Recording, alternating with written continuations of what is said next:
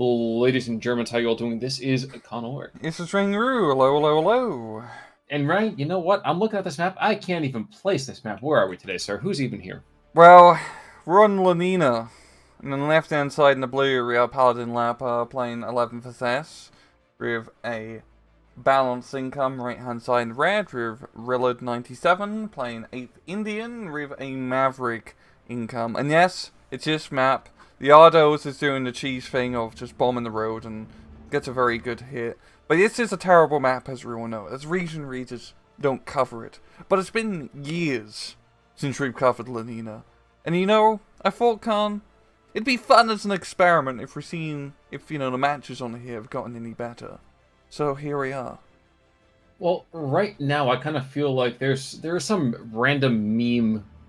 I think it might have been for tabs or something. The totally awesome battle simulator, whatever the heck it was. It's like two groups of guys literally just running together and just kind of collapsing over one another. And I kind of feel like that's how these guys have set up the beginning of this match. Yeah. This map is basically one lane in League of Legends or Dota 2. You just grind. You just explode each other. You just buy tanks. You buy aircraft. You buy artillery. You need a lot of artillery. And you're just gonna have to grind. And as you can just see, it is just a complete cluster in the middle. Just Gurkhas, rifles, Indians, all over the bloody place. You know, you were saying that, and first of all, the old man in me was like, ARAM. But you're absolutely correct. I think the other reason about this, too, is that 8th Indian, we don't see these guys ever. Like, I don't know the last time we covered an 8th Indian match. Yeah, it's been a while.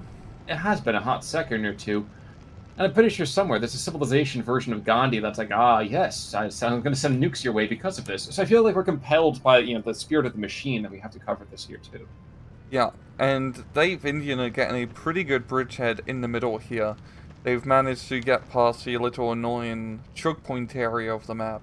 And there's not a whole lot of Germans in front of him. Actually, a decent investment in armor and anti-tank from Paladin Lepa. Also, he doesn't have a whole lot of ground forces because he banked a lot into the very expensive aircraft at the start. So he's going to have to make up for it. I'm actually surprised he's investing a lot in support equipment and not just boots on the ground. He's doing the thing that you were talking about, that since it is a super grind match, it's not going to be something where you have to go and immediately rush troops to the front. Now, I disagree. I'm with you. I would rather have, a couple guys with a pulse on the front line as opposed to putting 4 guns 300 yards back. I'm seeing right now these 45 mils, these not even door knockers, the rush to stuff in the first place. This is not going well. When a Sherman 5 is laughing off your rounds, you're not doing something right. Yeah, you're gonna need a little bit of heavy caliber stuff, and he's also now getting some Panzer Grenadiers.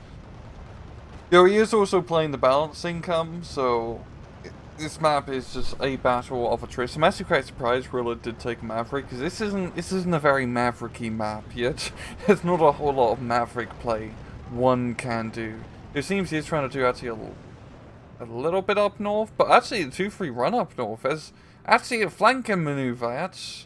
That's just weird to see.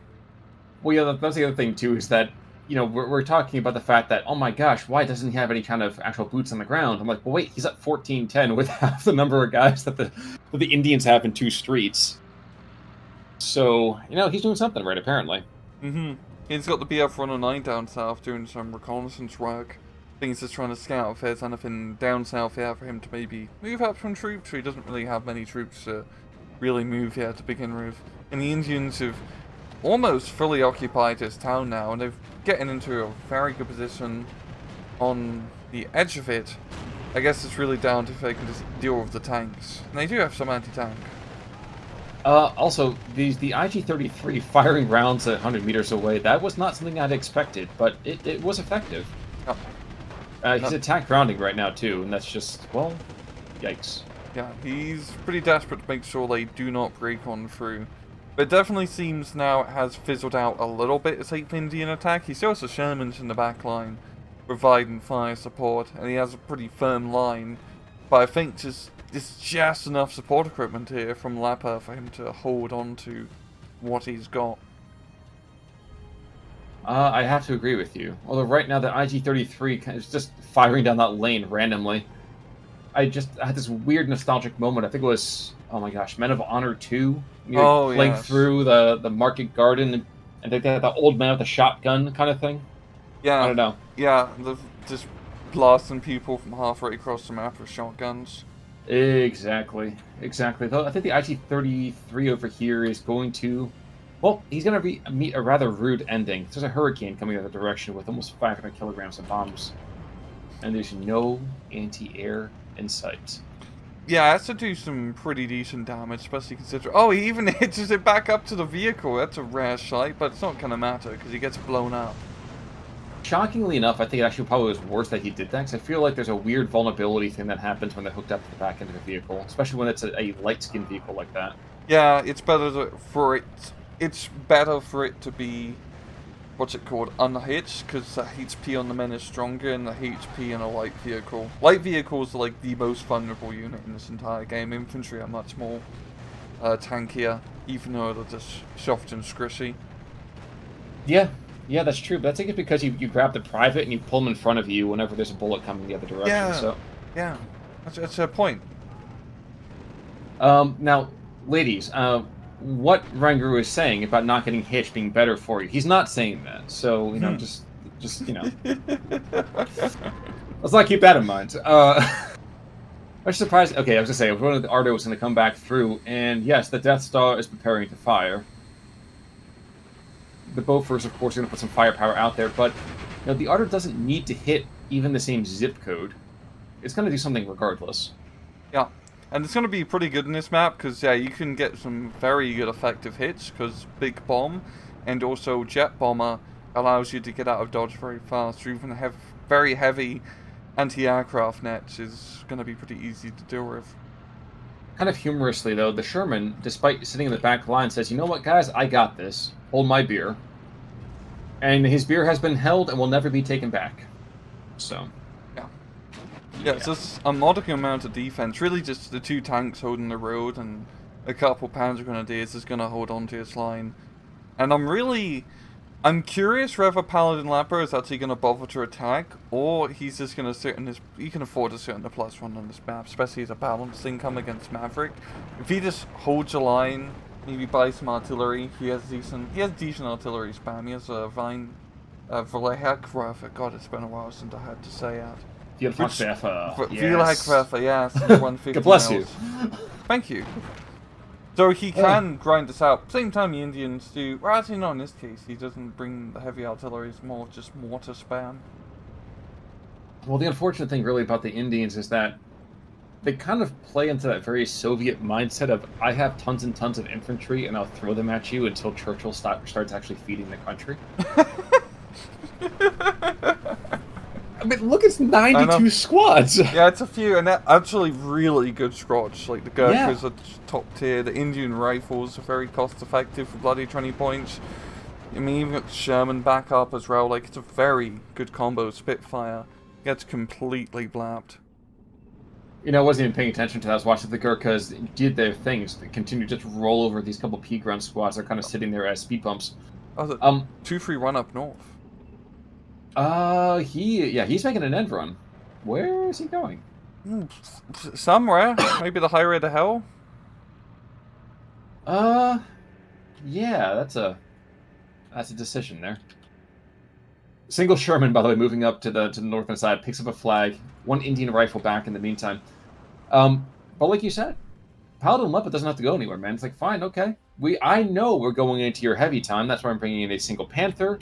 You're going to actually, for some reason, stick him way behind. And we have an IG-33 that can probably start bombarding these Indian rifles as they, come across. Yikes, and this MP-42, too. Those guys are dead. Oh, they are DED. You know what, Khan? I'm not too surprised I have to say it, but I think we're going to have to take this through times, too. Because I think I know where this match is going. Sure. 9:48. How about that? Yes. Cool. And ×2. Because yeah, this is Lanina, boys. This is the map. We just grind in the middle. Actually, Willard is making some headway now.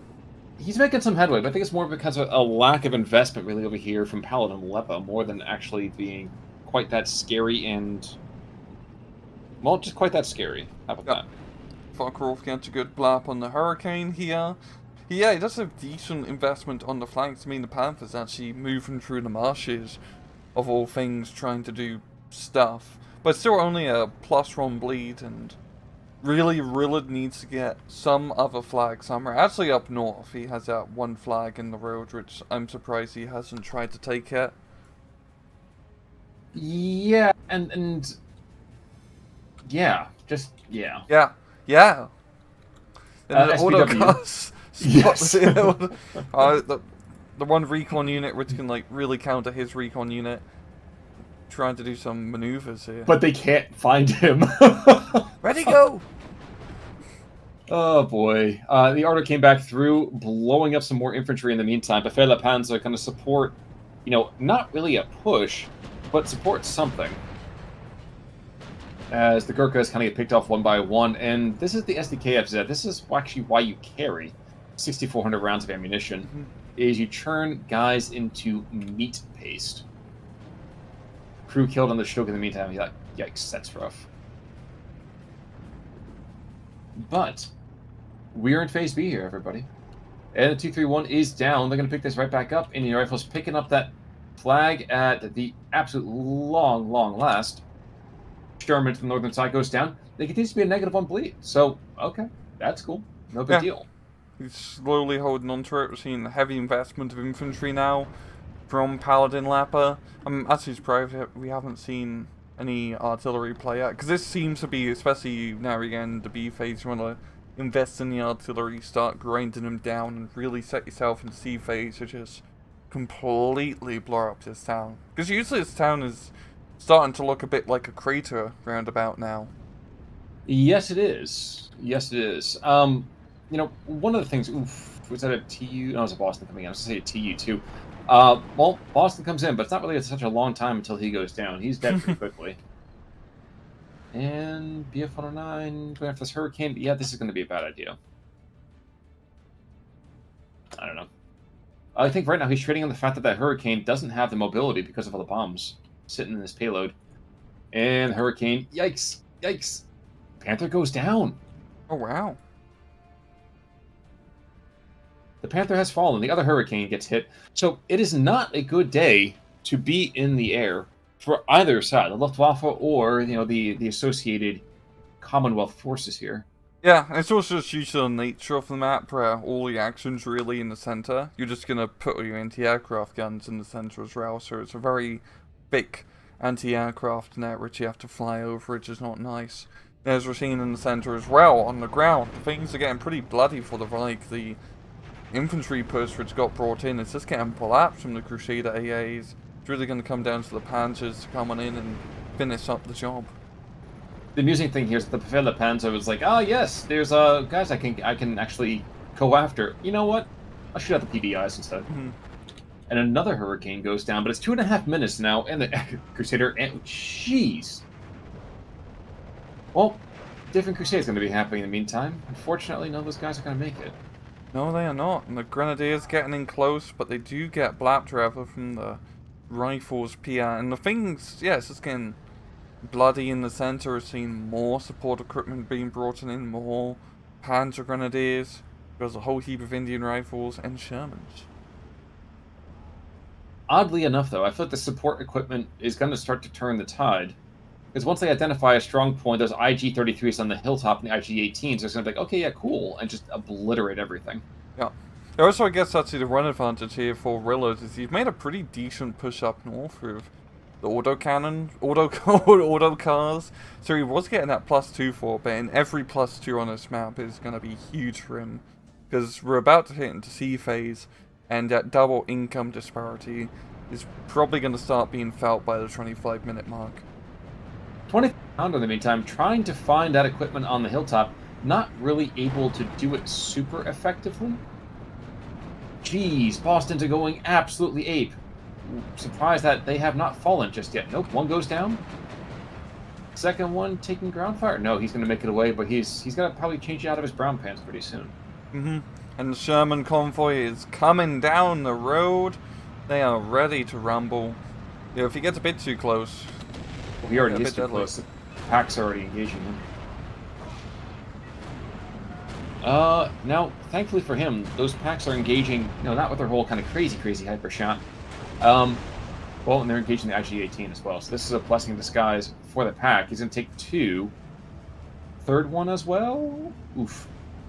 I think he might go 3 for 3 here. Yeah. But Paladin Lepa, yes, all of those Indian rifles, we'll call them Rifle Indians, are coming in hot, but he's picking up territory, which is a weird thing. Yeah, there's a lot of northern pushes working quite well for him, and I think even, down south is very quiet. But this is pretty much his last huge investment that he can afford to bring unless he decides to float points for a couple minutes. But this is a lot of dudes, and I mean, he needs to get another +2 if he wants to win, because a 15 minutes on this +1 is just not going to be viable for him. Or at least he does have 2 sea-phase cards of infantry, which is actually pretty forward-thinking on this map. That's true, but unfortunately, the ones he's sending in are the guys that don't have any AT capacity. Yeah. His best bet is just to hold the edge of the town, because he can't really put too much pressure outside of it. And he's... Okay, he still has some more Shermans in sea-phase, but he's going to start running low. Also, he's sending a 190, just making gun runs at the auto car. Which, kind of makes sense. That he should be able to actually kill him. Oh, and the Indian Rifle's picking up that flag as well. Yes, for the time being. I think actually if I could rotate even that 76-2, I would, Boita equipment from the Russians, that would be more than enough. Oh, here we go. Finally! We got some artillery being brought on out. 2 of the Weiligwerfers, which we really should have seen a bit earlier, because these things are just, the German Katusha wannabes. They should do pretty good damage considering just how clustered up Indian rifles are. I have to say, I was listening to a podcast in the Battle Stalingrad the other day, and I realized that apparently my little innocent historian mind never really thought of the sex joke behind Stalin's organ before. I just always thought of it as an instrument, but, Oh, yeah. I legitimately never thought about that. I was 8 years old when I realized that there was a giant dick joke going on about it. Yeah, that's a good point. And the Ardos coming in, dropping their massive loads onto the British lines and getting some pretty good hits. Absolutely. The good thought first, though, again, between the 2 of them, geez, 192 shots. That's going to be that's not going to be easy to stop. No. And yeah, it's a pretty good timing now for him to actually hit this front line. He has a decent amount of frontline troops. The Ardos are really just acting as the artillery more than anything, because they are coming in and getting out pretty much unscathed. I'm waiting for these first shots to go. Like, you can hit... Shoot! Start barraging, exactly. Shoota! But still, they hold their ground, and their fire. And I guess to a certain degree, they don't even really need to be too aggressive when you think about it, because, well, the Indian Rifles, again, can't do a whole lot to them. But Crusader AA, there's a Bofors coming on in. These guys, I think, are the last, I'm not going to say dregs of Indian equipment, but probably the last of the effective equipment that can really be utilized under these circumstances. Yeah, and we're now seeing Lepa is slowly pushing on through the town. He has good fire support, even in the swamp. And there's the tap out. Not too surprised, yeah. Actually, pretty surprised by the... I guess he kind of just grinded on the edge of the town. All support equipment, did a lot of killing. And all the bombs. Well, and the amount of infantry, yeah. Like, I want to see the Ardos in a second. From kills, though, from the Indian side of things, Sherman got, a couple of kills here and there. But other than that, not a whole lot to write home about. Got a Gurkha squad that was actually kind of okay. But the Ardo, yep, here's Harry Schultes over here. Poof. Schumann, this is the guy I think that was behind front lines for a bit, the 231. Whoa. Kessler. That's Whoa! Wow, he's like a ground ace. Yes, he is. And he even killed some Gurkhas at the same time there, too. So that man by himself responsible for 600 points and then some. Focke-Wulf, 2 air kills. IG-18 picking up a lot of the infantry. Shog, respectable, taking out the Crusader, a couple of Shermans, like this guy at the end. But Ardos. The Ardos were, well, the flying artillery for a reason. Yeah, it's such a powerhouse for 11th SS, because even in 1v1s with heavy anti-aircraft nets, you can actually bring them in and drop your bombs and not get shot down, which is very nice, especially on a map like this, where you just need to drop bombs into heavy anti-aircraft nets. But I think we've learned 2 lessons in this match, Khan. One of those is that the female version of Lenin is kind of a creepy thing. I hear Lenina, that's all I could think about. Yeah, I never even thought about it like that, but yeah.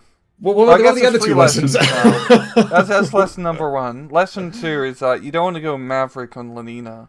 If Willard went Balanced or Juggernaut, he probably would have had a pretty good chance of winning that match, because he could have kept up the momentum. It was trading, he had more infantry, spam a bit more artillery. And the 3rd lesson is just don't play in Lenina. That's true. Don't play on this map. I honestly don't know where even in like the tournament, to be real. This is why is this map? Because you need lulls every now and again, and because we need to prove that there's a reason to have amphibious vehicles. Now, neither one of these guys went into the amphibious stuff, but that's okay. Mm-hmm. That's okay. So, many valuable lessons. So take notes, students out there. We certainly are taking notes on our side, but until next time, then, I'm Con Ulrich. I'm Rangru. Take it easy.